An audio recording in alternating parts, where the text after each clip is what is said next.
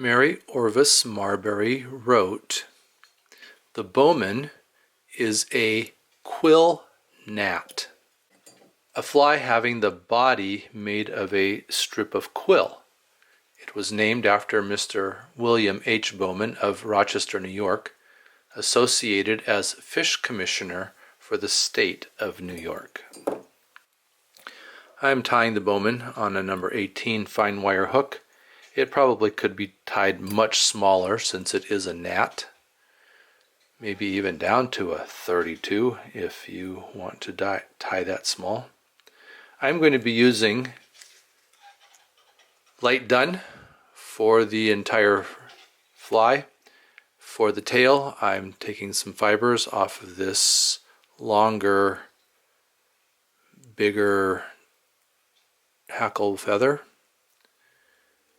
and bring my thread back up to the beginning of the hook and then tie the fibers in all the way down the hook shank because I want to have a very even body, which I will be covering with the quill of that feather. So let me snap out the butt ends here.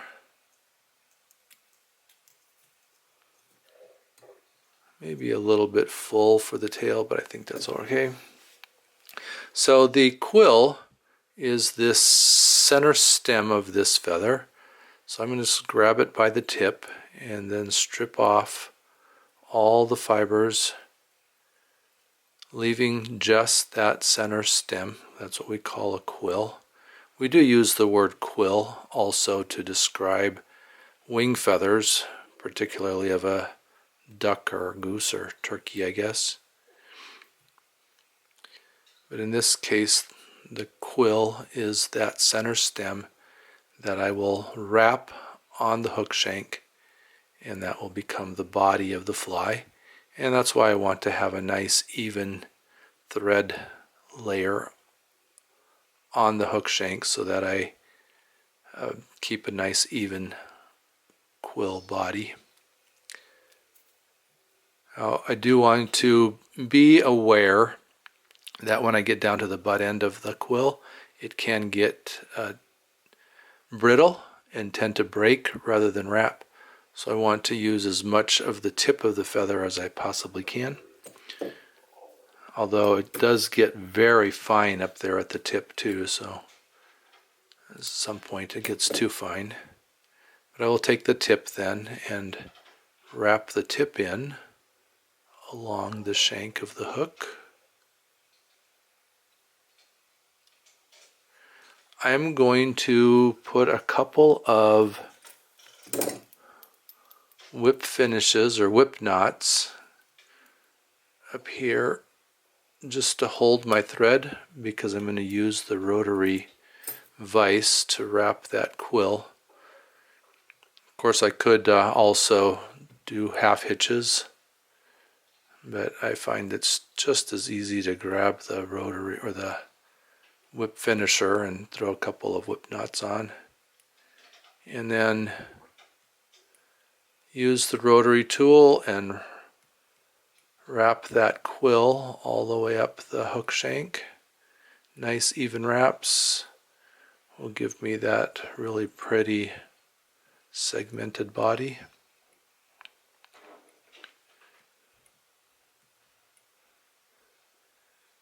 And there does appear to be a dark streak along that quill that also helps make the segmentation stand out. And I can wrap it in or catch it in.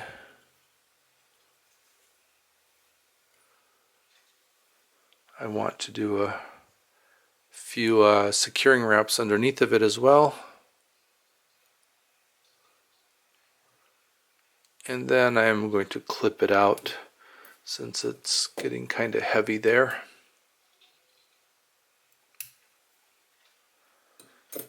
So then I have another feather off of that hide. This one is a smaller one because this is going to be the hackle, and I want it to be, more appropriate for a hackle feather in terms of the length of the fibers for the hackle. I am tying it in with the shiny side out because in the illustration the fibers are leaning back. So although this doesn't, because it's not a soft hackle, the fibers are going to kind of stand up more than lean back. But I will grab that tip of that feather then with my hackle pliers, and then I'm going to wrap it. And if I can get it to turn properly, then the fibers should sort of lean back, and it's not going to do it. There's sometimes those hackle fibers just don't want to, they want to do their own thing, whatever they want to do. That's okay. So this obviously is going to imitate the legs on that gnat. So just wrap a few turns on that, catch in that tip. And then I'm going to try to get those to lean back by pulling back on them.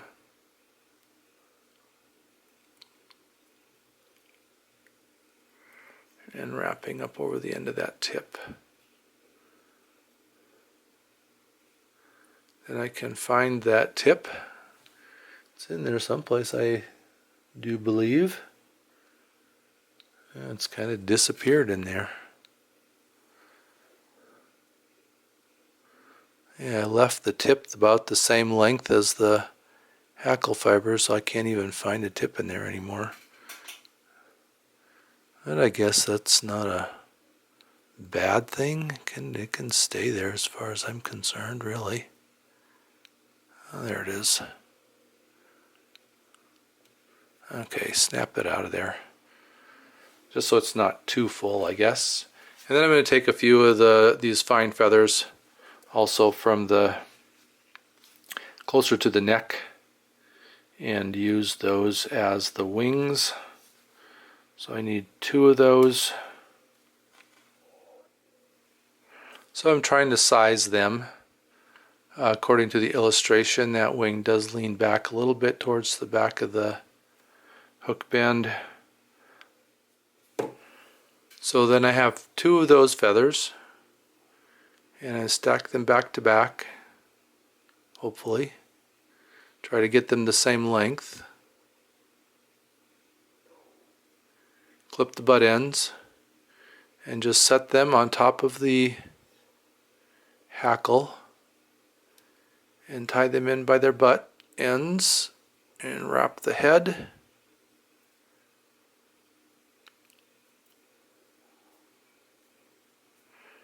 And I guess if they separate, that's okay.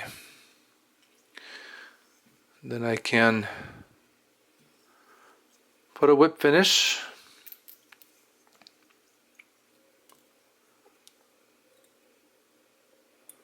Try not to catch too many more fibers in with a whip finish, and 3-4 wraps is plenty, I'm thinking, since it's going to be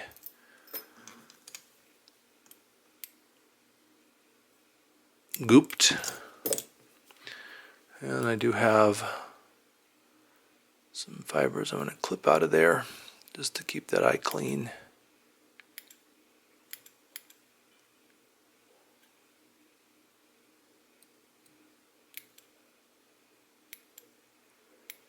And I suppose to make it look pretty for the camera.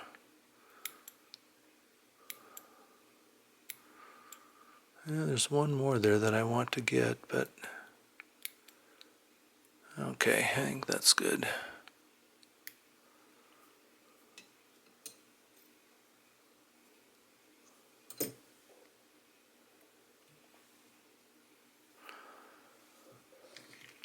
The head cement that I use is a diluted goop, and there'll be a recipe for the goop in the description.